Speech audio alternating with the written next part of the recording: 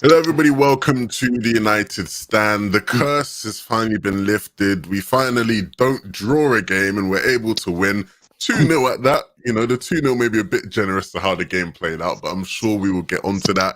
I believe the title of the video is Seagull Slam Dunked, which is also, again, probably a bit generous, but I think, you know, the creative title, Dunks, Red Card, etc. It was probably Drawy that did that. That's a Drawy type of title. But I am joined by two lovely gentlemen who will be breaking down all the action in this game. Guys, how you feeling this evening? Jay, you're looking good. How you doing tonight? Well, Evan, obviously after 4 consecutive draws and doing consecutive therapy stands, finally we're here to discuss a win. Had we dropped more points tonight, it actually probably would have been very hard to go to bed, wind down and sleep. I probably would have done a Kevin Ashford and gone to Malbec. That's how bad it would have been. But I'm glad of 3 points. Yeah. I think that's the most important thing to take away from it. The 3 points. Kev, you know, you're smiling for me, which is, again, a positive, right? Because there have been a couple therapy stands lately. You know, what did you make of the game? How are you feeling after tonight's game? Yes, mate, it is not the therapy forum this evening. I had totally forgotten what it was like for Manchester United to win. So nice to get a positive this evening. I'm sure we will break it down and get into the game. But I don't know. It's just typical Manchester United making hard work of things. I'm looking at the reflection in your window. Are the cops outside?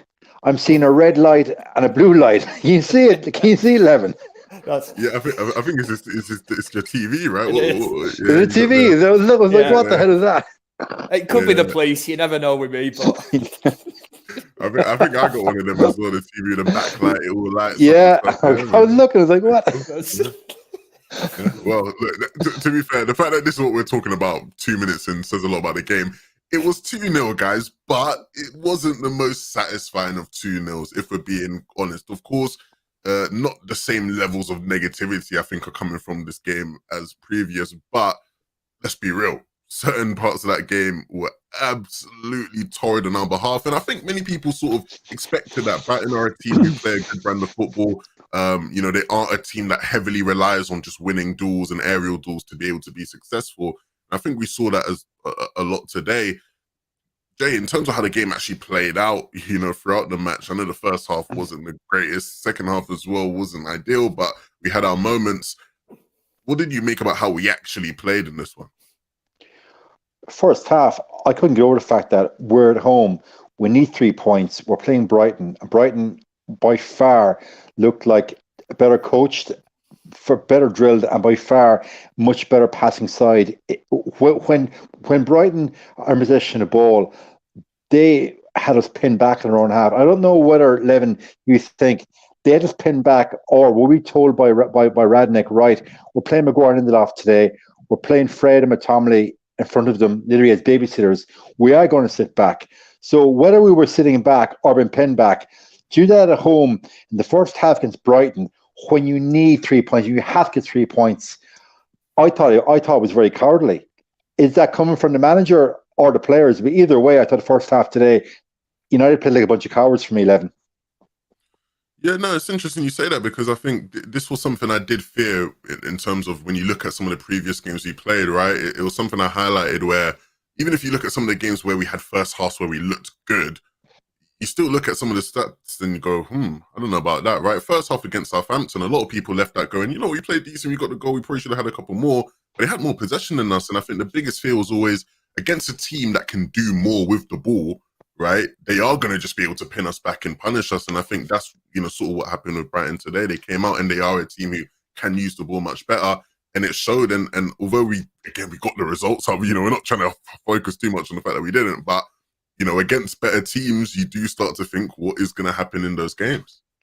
Yeah, and Levin, that's a massive talking point, because obviously we looked at the fixtures there for Christmas and we all flagged, okay, January, February, we've got a good run, but come March, it's going to be, a bomb's going to go off in Old Trafford. It's going to be like Chernobyl, a sequel, when we play Liverpool and we play City and we play Atleti.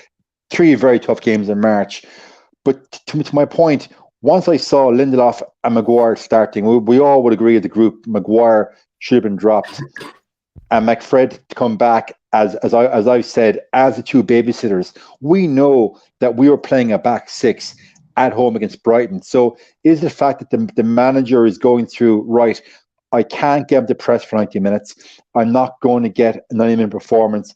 I've got to go in against a better footballing side, a side that's got a better midfielder than me, that are going to pass the ball around me and sit back, absorb pressure, and in the second half, hope for the best. Because for me, 11, that's how it looked. Yeah, no, for sure. I think it was very telling of where we are as a squad, even with the improvements under Rangnick. Kev, you know, I'll come to you on what your thoughts on how the game sort of played out. Were you actually surprised by some of the things you'd seen in that game in terms of just our performance? Because I think at a certain point it was very depressing as a fan, sort of watching that all unfold, going at Old Trafford, and this is Brighton. You know, we know Brighton play good football, but this is Brighton. We should still be doing much better here, especially at home. How did the game unfold for you? It's almost like we've shown them too much respect, if that sounds stupid. You know, we're playing at Old Trafford, packed Old Trafford, Tuesday night. First half sort of passes us by, and then the game-changing moment. I mean, somebody who we have debated about on the United stand, Ronaldo. You know, class is it's permanent, isn't it? And when it comes to Cristiano Ronaldo, it's just a moment of sheer brilliance. It breaks the deadlock. You know, moments later, don't get sent off. And I think we've been on the rough end of some VAR calls quite recently. So it was quite refreshing to see the referee go over and have a look at that one, because obviously within the space of the referee watching it, we're watching replays of it. And you can see that Elanga had the pace to get through there. And that is a sending off. Quite rightly sent off. But what sort of transpired from then, it was almost like we'd had a player sent off. You know, you would not have thought that Brighton actually had the... It's like they had an extra man. And that would be my only criticism of this evening is against 10 men, you've just gone a goal up, you've got the crowd behind you, and you're thinking, come on, put them to the sword. You know, just a couple more goals, confidence-wise. And I'm just glad at the end Bruno Fernandes gets his goal as well, because, again, in front of goal just recently, it hasn't been working for him. I thought it was a fantastic finish. Paul Pogba, another really good positive from this evening's game, I think. He come on instantly, played a defence-splitting pass through Fernandes, and that is what you miss. And that is what we're going to miss when Paul Pogba leaves Manchester United in the summer. We're going to be, hopefully, not pissing about with Fred in midfield, because I thought he was terrible this evening. I don't want to knock him too much, but some of the stuff he does, I think there was one instance in the first half early on where he just played a ball to absolutely no one. And I could see Ronaldo looking at it. He just sort of went, I just said, what are you doing? You know, he's probably thinking, what's this lad up to here? He's some crack in here. But apart from that, I mean, it's 2-0. It's 3 points that gets us back into the top four. So positivity-wise, like that. But I can only assume possibly Pogba was rested this evening, looking ahead to a massive game on Sunday against Leeds. You would think Pogba would be starting that. So maybe there's a bit of method to the madness on that one. Yeah, I'd like to think so. It's interesting you bring up the midfield, because I think it was a big talking point, obviously, you know, once the game sort of started. By the way, shout out to everybody that's coming over from Mark's stream, all the Sues and chat. We appreciate it. Thank you as well for the super chat from Ronald Jacob, who we'll read out here. He said, question for the panel, why are we starting Maguire? Also, if it's for fitness to let Pogba sit on the bench till 70, why did we start Fred, who came out of COVID? Why not start Pogba for 70, then let Fred run? We'll talk about Maguire a bit later, because I do want to start talking about certain individuals within the team. I think on the Pogba thing, in terms of the decision-making to let him sort of come on rather than playing him throughout the game, I think Pogba is also coming back from a more long-term injury where he's played a fair amount of minutes. And when you actually have watched the past couple of games that Pogba's played, he looks a bit gassed towards the end of games, right? And so I think, you know, Ralph letting him come on fresh deeper in the game when we probably knew we'd need it because of our midfield options at the moment, I think probably was the right decision. I'll let you sort of share your thoughts on it, Jay. and Pogba's performance as a whole when he came on. Yeah, I take your point. Against Southampton, he definitely looked gassed towards the end of the game. Clearly, his fitness levels are not quite there yet. He's probably a month off full fitness. So, Rav's looking at the bigger picture. I'm going to have a marauding Leeds side to play against on Saturday, plus a physical Atletico Madrid next week, and I'm going to need Paul Pogba. So, therefore, tonight, my option is I got to start Fred beside McTominay. And I don't want to be always in every show going in hard on Fred, but let's be fair, tonight he was piss poor. And on Scott McTominay, how he wasn't booked earlier in the game is beyond me. He does some of the most silly, stupid fouls. It's incredible. Like I think tonight a strict referee would have booked McTominay twice and had him off the pitch. Because some very, very silly fouls making after 20 minutes, Kevin. I don't know if we're going to discuss McTominay in a while. But I think regarding Pogba, he is managing his minutes because he has to manage his minutes. If he's looking at the bigger picture in March, he's going to need a fully fit Paul Pogba. What was the other point in that super chat? I can't recall. It was Maguire, which we're going to go into in a while. But one point, guys, I want to raise before we go any further. If David De Gea doesn't pull off, I don't think there are enough superlatives to describe David De Gea's save. We're probably having, gentlemen, an entirely different conversation here tonight. That save was above world class. It was like every sinew and tendon in his body stretched for that save. Again, lads, without him tonight, we are having a different conversation, I think. Yeah, no, for sure. And I think, De Gea again sort of showing why, even if you want to have those conversations about, De Gea and the other aspects of goalkeeping or whatnot, valid conversations to have. But the problem is with De Gea, it's not really a problem. It's a good thing for us because he saved us so many times this season. But the reality is when a goalkeeper's saving shots at the rate he is saving shots, you do just play them and there isn't any question about it. And I think, again, he was vital for us because you're very right, Jay. We would be having a different conversation. And I don't want to, badger on about them too much because we are aware of their weaknesses and the limitations. But Kev, a lot of people thought, look, if McFred come in today and have a solid game, there's a chance that we're just going to see Ralph persist with that, almost similar to the way Ollie did. I don't think many people are walking away from this game going they had a solid game. Both of them very much showing their weaknesses. And it's funny because, the moment you mentioned where Fred just sort of passed it and it was obviously to no one, it was actually both of them together in tandem because McTominay, who's more of the six in that game, just makes a mad forward run where nobody was ever going to pass him. And so you're looking at both of them going, guys, what are we doing here? Do you know what I mean? So I think both of them really, really sort of, had their issues. But another person who I felt at times had his issues in this game, Bruno Fernandes, part of that midfield as well. Kev, what did you make of his game? Because of course he got the goal and I think the goal's great for his confidence and that's going to be huge for him moving forward. But I think he did struggle at times in this game where, he had a couple of chances that he wasn't quite able to put away, similar to previous games we've seen as well.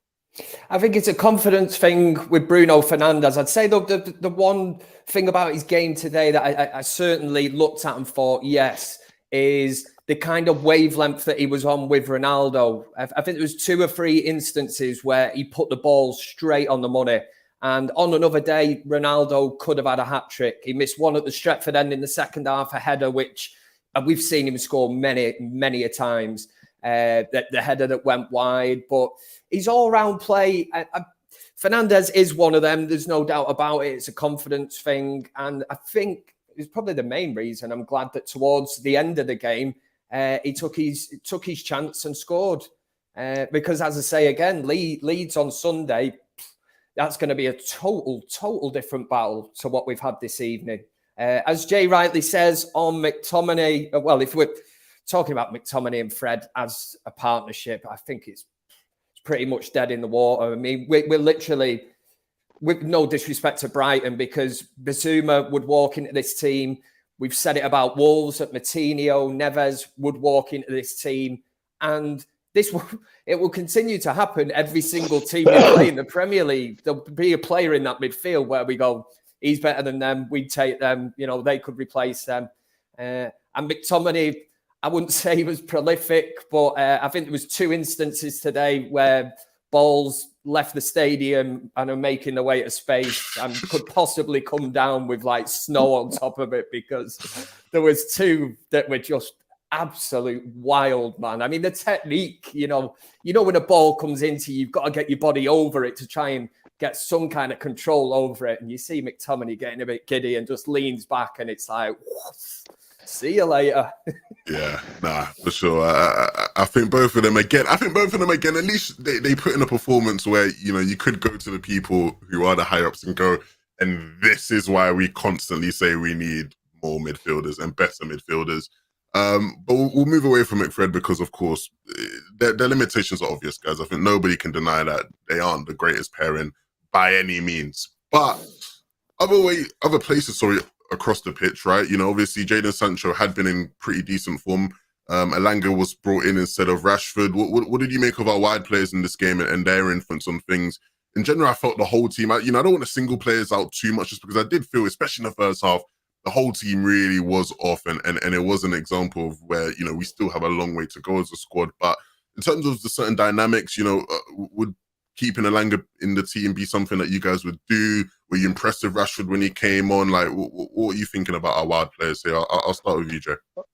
Okay, first and foremost, Rashford, when he came on, was a ghost. There's a passage play. It was somewhere, I know I didn't have my notebook tonight, but it was somewhere between the 80th, 85th minute. We're playing the ball out from the back, defending a 1-0 lead. The ball comes to Rashford somewhere around the halfway line. He loses it. Brighton get possession. And at that point in the game, bloody hell, you bloody well sprint back and try and win that ball that you've just lost. He's like almost walking / jogging back. You've come on as a substitute. Your injury levels are still full, mate. Put some effort in. So for me, Rashford tonight, when he came on, I thought he was very, very poor. I would start Elanga over Rashford every day of the week and twice on Sunday.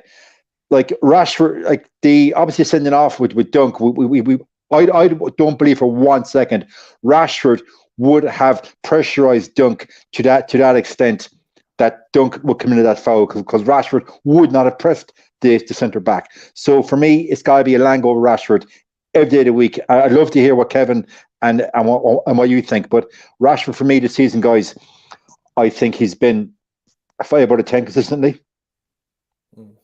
Kev, any disagreements there? I can't disagree. I 100% agree. And it's a worry with Rashford. We're getting to the stage where, what is he, 24 years old? And he's been hyped up. Obviously, he's an English player, so it comes with the territory of that. And I think when you look at it, was it Cristiano Ronaldo moved at a similar age from Manchester United to Real Madrid?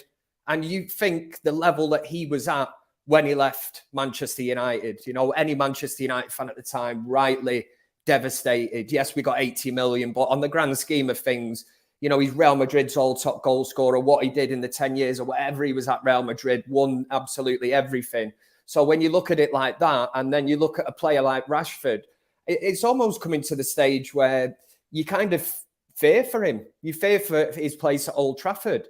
The fans obviously love Elanga. I was there for the match at the weekend. The song, they're certainly encouraging him. You know, he's one of our own and all that. They absolutely adore him, kind of thing. But the one thing Elanga's got over Rashford at the minute, and I'm not going to say it's ability, it's work rate. And it's the fact that he looks lively and he looks like he's going to put 100% in. And it's a stark contrast from Marcus Rashford. It's almost an attitude issue, I'd go as far as to say, with Rashford at the minute. I don't know whether he thinks he has made it, you know, I'm good enough to be in this team or whatever, but it doesn't work like that. It does not work like that. You have to fight to get your place back in this team, because at the minute, Elanga's there, and yeah, I can't disagree with that. I'd be choosing him over Rashford at this minute in time, purely based on what I've seen from Elanga. Yeah, I definitely think that, you know, moving forward, Ralph should probably look more towards using Rashford off the bench if he is going to use him. The biggest problem I have with Rashford is I feel like he's somebody who, you know, it's not like he lacks the tools to be an effective winger in the Premier League, right? We've seen he has those tools. the problem is he doesn't seem to just know how to use it himself, right? And that's been a big problem. I feel like his decision making's been all off, but we've known these things. Speaking of players who will be fighting for their spot in the team, a name I've actually seen mentioned quite a lot tonight, lads. I don't know if what you think about it, is Aaron Wan-Bissaka, and weirdly, it's because a lot of people weren't too impressed with Dalot's performance. And I definitely think Dalot and Shaw, in terms of their output in the final third, have to improve. But personally, I thought Dalot did a great job of, winning his duels, playing the ball forward and being a progressive option, especially where McTominay and Fred weren't. What did you guys make of his performance? And I'll ask the same of Luke Shaw as well on the left side. I didn't see Dalot overlap as often as he normally does in previous games. So I think a lot of fans expect a certain level from Dalot where he's going to overlap when in possession of the ball. Tonight that didn't happen, but maybe I think in the first half, definitely Ralph told the fullbacks to tuck in and sit deep and weather the storm. So it would be very remiss of me to judge Dalot on tonight's performance. Shaw's been out of form for quite some time now, and if it was me, if I was a coach, I would start Telles over Shaw, just because Telles is a much better set piece taker and has a far better delivery from across. That's just me. Kev, before I let you answer, can I just quickly say, I love Cristiano Ronaldo. I don't want to see him on free kicks anymore. I'm sorry, please. Like I feel like I say every game he has a free kick. I feel like I end up saying it. No, I'm not a Ronaldo hater, but he just shouldn't be on free kicks. Please, like, he just shouldn't. He shouldn't. Whether it's Bruno, whether it's Telles, whether it's flipping Fred. Ronaldo shouldn't be on free kicks anymore. Fred. Kev, please, let me know what you thought of Dalot and Shaw in this game. A total contrast between one was good and the other one was bad. I cannot put my finger on what it is with Luke Shaw at the minute. I think a lot of United fans will say that since the Euros, he's never been the same for some reason. Just not impressed. He's not filling me with confidence. The amount of times he seems so slow to get out as well. I think there was a couple of instances this evening where he's playing them on. You can see he's the last man and he's not getting out in time, which is where I would actually give Maguire and Lindelof to a bit of credit. At least they're looking at each other, they're coming out. Always seems to be Luke Shaw that's sort of left in there. But on Dalot, I thought it was steady evening for him. Yes, you've still got the final ball delivery and all that when he gets into the final third, but attacking wise, got up and down, few nice challenges. Certainly happy with him. I would, like I say, stark contrast to on the other side where I thought Luke Shaw was very, very disappointing again, getting caught out of position and decision making. But you could say about that about a few of them this evening. But I mean, we talk about that right hand side, and you see Lamptey for them today. I mean, we keep saying this every week. It doesn't matter who we play. There must be 4 or 5 players in the opposition team that you go, they'd be all right at Old Trafford. They'd be an upgrade on what we've got. And he, when you see a player that excites you, that's so quick, getting forward, it was quite refreshing. And you look and go, ooh, yeah, man. I'd take him at Old Trafford. I'd have a bit of that. What would you do? The little, ooh, yeah, man. I like that. It's interesting, I'll ask you, Jay, do you think it was telling that Rangnick brought on Telles, but not actually in for sure, and he sort of used him higher up the pitch? I saw some people in the live chat, and big up to everyone in the live chat giving their opinions. We appreciate it. Keep them coming, keep the super chats coming in as well. Somebody in the live chat was like, I don't know about Telles defensively. If you're going to use Telles, he's more of a wing back defensively. They ain't all there. What would you sort of say to that, especially considering, Rangnick sort of brought him on higher up the pitch than, Yeah, I never subscribe to that viewpoint that Telles isn't all that defensively, because on the previous incumbent, he never got a proper run in the side to prove that he was lacking defensively. So I've never subscribed to that point ever. He's definitely a better crosser of the ball than Luke Shaw. And Luke Shaw there against Southampton, he was playing Southampton onside when the player came in on Maguire as well. So as I think to Kevin's point, Shaw is slow to get out. is okay. Shaw's a big lad, so I don't know. Is he carrying a few pounds too much? That the jury's out on that, but he seems to be that he is slow to get out. I take that point. Regarding Tell's coming on, I think it was a case that it was game management by Ralph. He's seen us throw away 1-0 leads time and time again. So you take off your attacking left winger and prime your left back in that spot just to solidify the defense side of the field. So I think it was more a tactical ploy by Ralph. I think it was actually very smart management.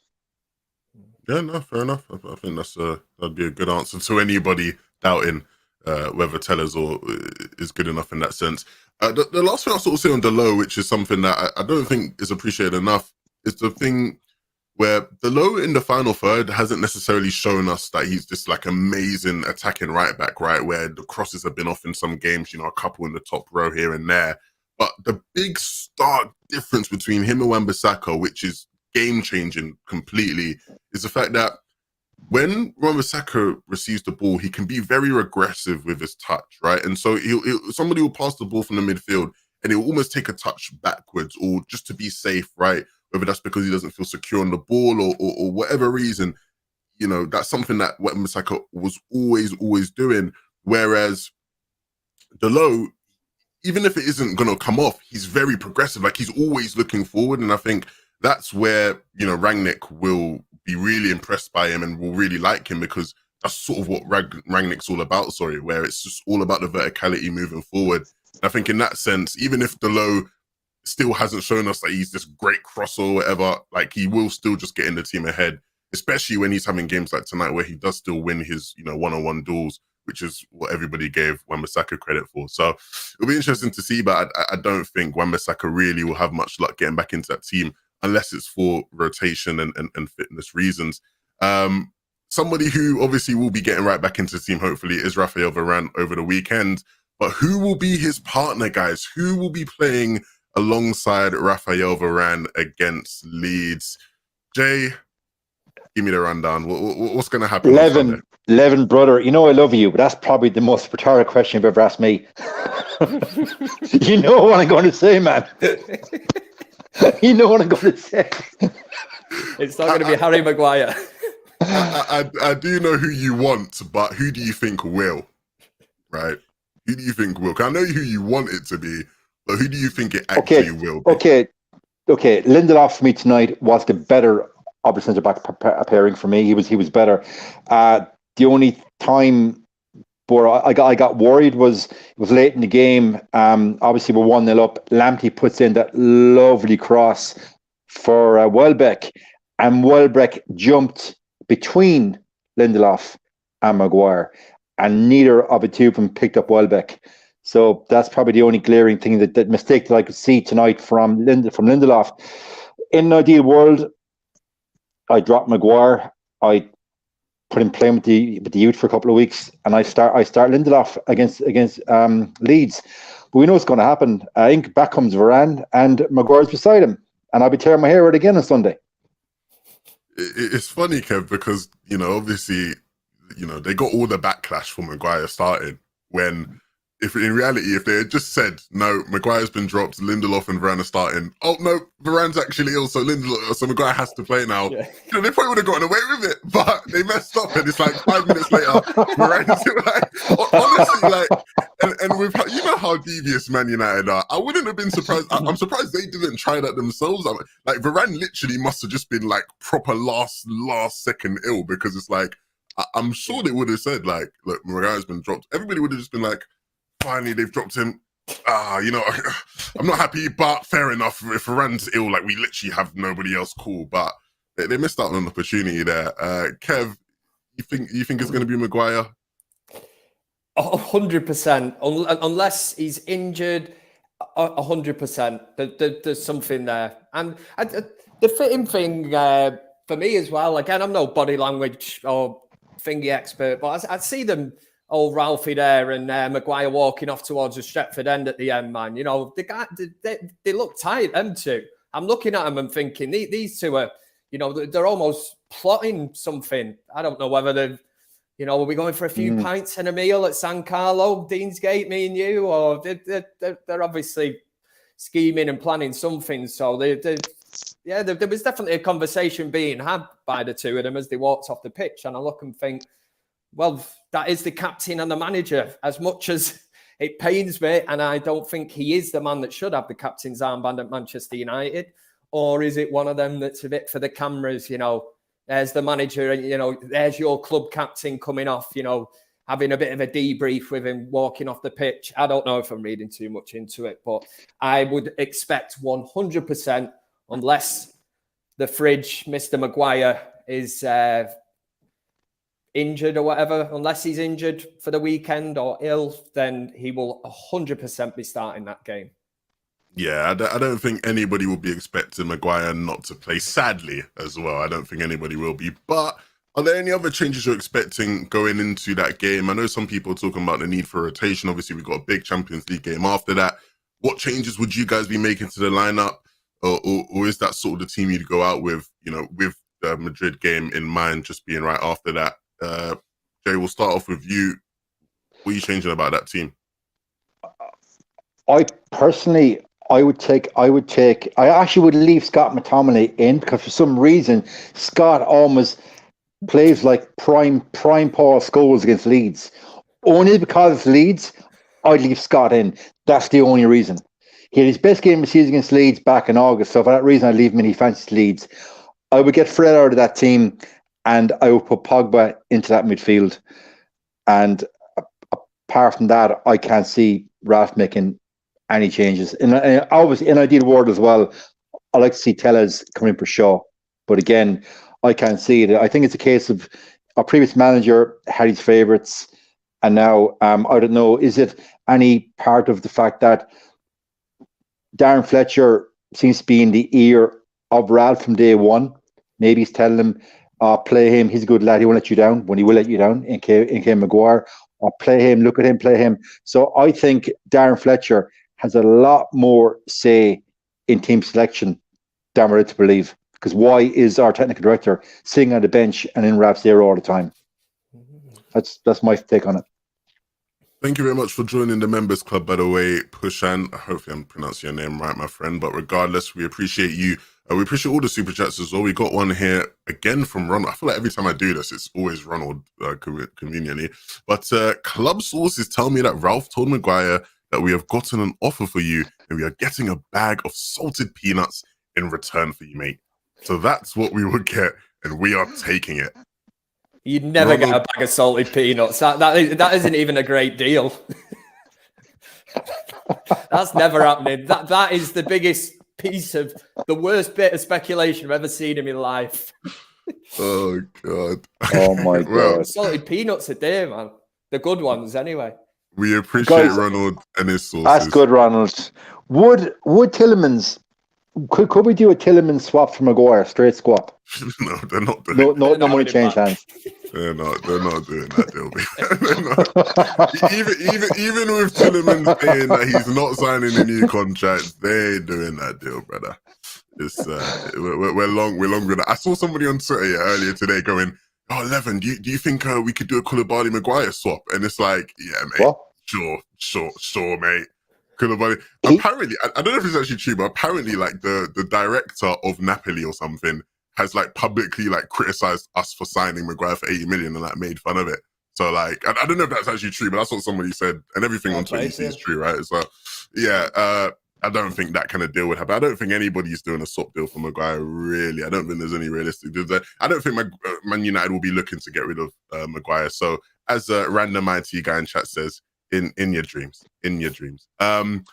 I completely lost my train of thought here, but we will get right back on track here.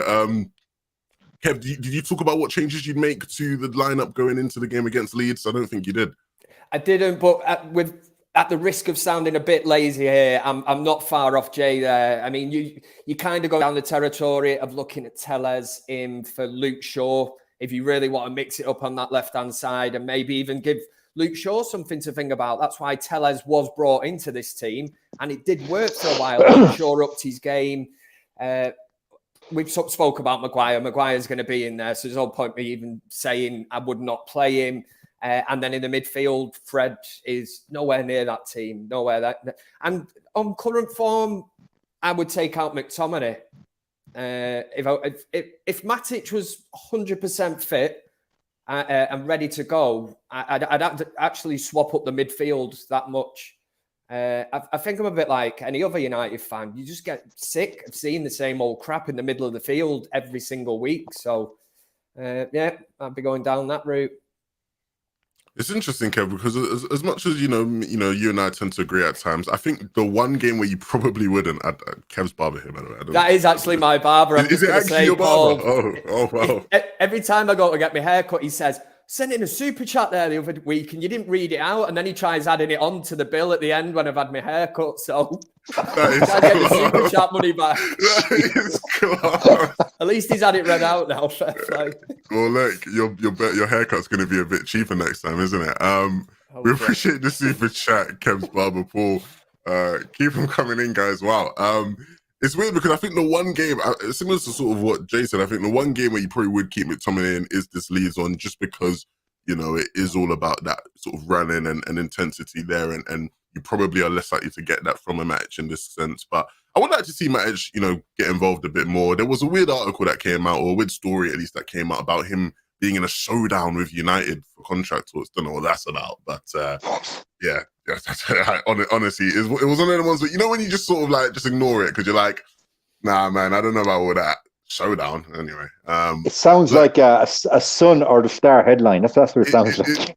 I didn't see who it was from. That's the thing. I'm sure somebody in chat will know where it was from or who said it, but it was something silly like that, and I just sort of went, all right, buddy.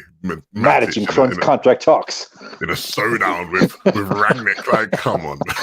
Just leave it out, man. It was the Mirror, apparently. Yeah, not a surprise. Not a surprise. On the topic of Rangnick, though, right? Because I don't know if you guys have watched the interview Beth did with Romano and earlier today. Go check that out, by the way, if you haven't. But it was interesting because there was a quote that sort of came out of it where, Romano basically alludes to the fact that Ralph is interested in having the job and being the manager for next season. And if that is the case, I think it's fair that we do start to, look at Rangnick and go, okay, well, what are you about? And let's see what you've actually done here. You're getting a chance to give us a preview of what you are. And I think if we are being critical, there are definitely some concerns there where, in terms of getting control, right? I highlighted this on the watch along before the game. So if you watch this, sorry for repeating myself, but the games where we've had control for the most part under Rangnick have been games where control or getting control in that game has been determined off of who's winning duels, whether that's aerial duels or second balls, right? You look at the Brentford game, the Burnley game, of course we had bad periods in those games, but for the most part, those were games where we had control for those reasons. And against teams where that's not going to be the decider on whether you have control or not, like a Brighton today, we've had spells where we just don't look as good, where we are actually the team that is getting pinned back and whatnot. And so as much as player performance has been a big issue and he's not working with the best crop of players, how do you think Rangnick's actually fared tactically in that sense where when it comes to his approach to moving this team forward? Because I think there are some people who would say, look, as much as I might like Rangnick, it's not been, an overwhelming sort of haul that he's sort of done here. I'll get your thoughts on things first, Jay.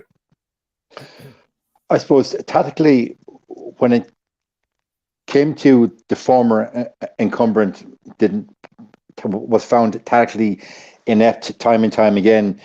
I suppose anything Ralph did was going to be an improvement, but I actually expected a hell of a lot more from Ralph tactically, and thus far, I haven't seen it tonight.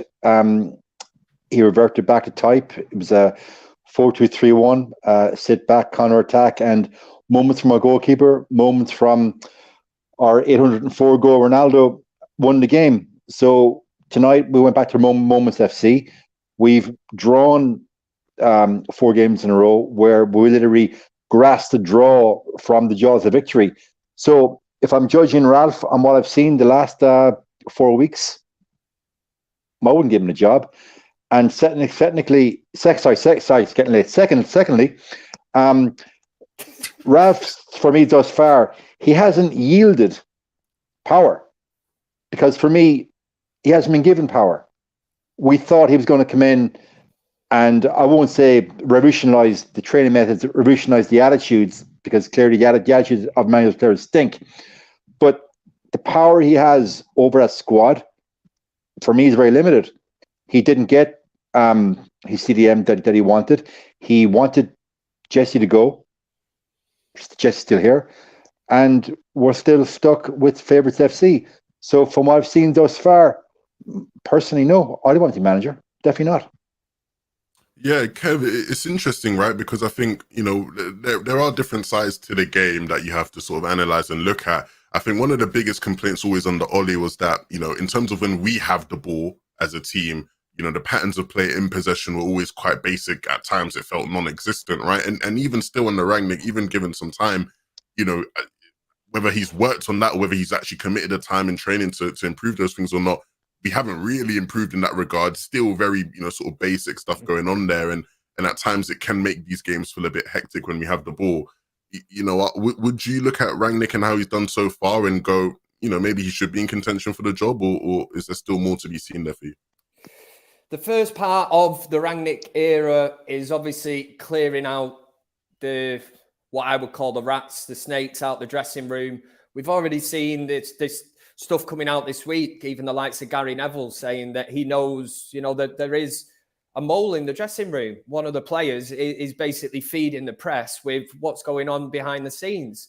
So it's a tough one for Rangnick. Maybe he did underestimate this, but I think I would go as far as to say until he's probably cleared out roughly about 8, 9 players from this squad, possibly got in some of the players that he wants into this team. He as long as he gets people on board with his method and that tap into that, and that the main thing I'll say that can physically actually carry it out. I think one of his main issues has been, I don't believe for 1 minute these players don't know what they're being, asked to carry out on the field. I just believe some of them aren't good enough to do it, and some of them are not fit enough to do it, physically fit enough to do it. And I understand 100% it doesn't happen overnight. Teams that Liverpool, like Klopp, Guardiola, and that, it took time to install that kind of work rate, closing down, and that. It's not going to happen overnight. I get that, but at United, there's some there that you look at and you think he's never going to be capable of doing it. He could train 4 or 5 times a day in the gym, could be on a treadmill all day, and he's still he's not a good footballer. So he's not going to fit into the system. So I think one of the main things it's going to be a mega clear out, and it's getting the players that want to play for United. How many have we got there?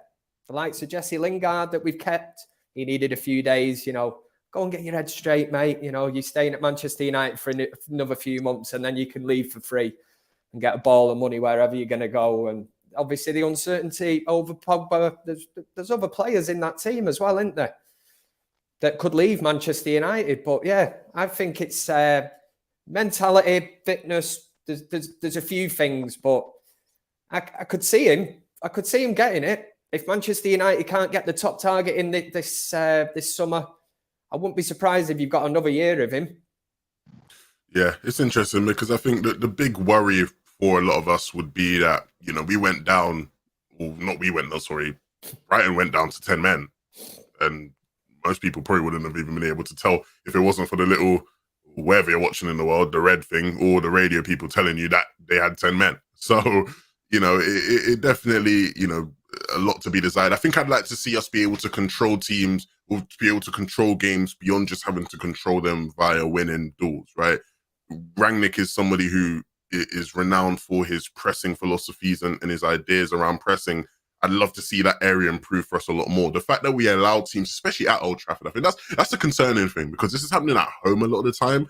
The fact that we allow teams to have the ball so easily is a worry. And I know some people might go, yeah, but it's because you got Ronaldo at the front. It's happening in games with Cavani. Go back and watch the Villa game where Cavani started. It was the exact same thing, right? So, again, I'm not saying Rangnick is the bane of all our problems, not by any means, but I think on his side, there definitely are still plenty of improvements to be made. They're nervous, aren't they, Levin? Yeah. Do you not think today you got the idea? Remember the United teams, the great ones from the past. And I'm not living in the past, but I'm trying to make the point of straight out the traps, early goals, you know, going at teams.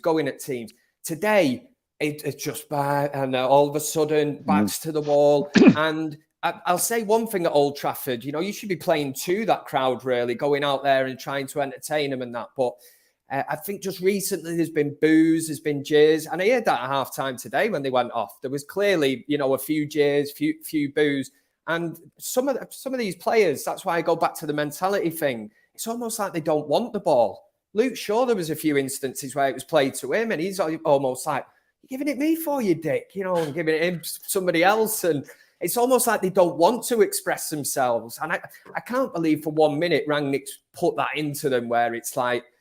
That can't be a tactic. I think that's why it was good when Pogba came on, because he wanted the ball when he came on, and players like that are so important to have. It's like when Pogba came on, guys. You remember his little pirouette right in the middle of the pitch? The ball's played to him, and he pulls off this lovely little pirouette, and then lays the ball off. Like that's a baller right there. He's probably the only player in that team that would have the guile to do something like that. And at that stage, it just took the sting out of the game for about 10 seconds and got the crowd back up on your side. And Kevin, and you're right, the United teams of old, they would try and win a corner within the first 2 or 3 minutes just to get the crowd up and to give the opposition something to think about. And if you were playing at Old Trafford and you're down 2 minutes in the game, already defending a corner. Now, I know, given the current United side, giving them a corner, you may as well give the goalkeeper a goal kick anyway. What's the point? But the context of just getting the crowd up, you know, early doors, we just don't do that. It's just, I suppose, Levin, the first half tonight for me, we were just too passive. That's probably the word I'd probably bet you to describe it. Passive football and passive mentality of the players tonight. Yeah, I think there's definitely much to work on, and you know, I haven't actually heard Rangnick's quote, so you know, once it's finished, I'm gonna go see what he had to say about the game. But definitely still plenty to improve. Look, we were able to get the win. The 3 points is massive in terms of the top 4 race, especially with the likes of Spurs and whatnot slacking behind a bit. We need to build off of this. We need to go and be better against Leeds, and of course the big Champions League games as well. It's been a pleasure having you guys alongside me. Jay, where can the people find you if they want to reach you? They can reach me on the gram and Twitter at JDailyUTD. See you all there, guys. Guys, go show them some love. Kev, where can the people find you, my friend? At Kevin Ashford 7 on Twitter and Kevin Ashford 7 on Instagram. And top work tonight, Levin. It's great to be on a fan forum where you're very positive. Remember them dark days of when we got knocked out the FA Cup? It was one day. Nobody's letting me live this down. You're never forgetting about this. It was one day. I'm going to be here on United Sound in like 7 years, and people are still going to be talking about that one middle. It's just great to see a smile on your face. Well, look, I appreciate that. You know, I appreciate that. Well, if you want to find me and tell me about my smile. Where can we find you, Levin? Sorry, where can we find you? Well, you can find me at Levin2K on all social media, regardless of where you are. At Levin2K is the place. And yeah, thank you. Appreciate you guys.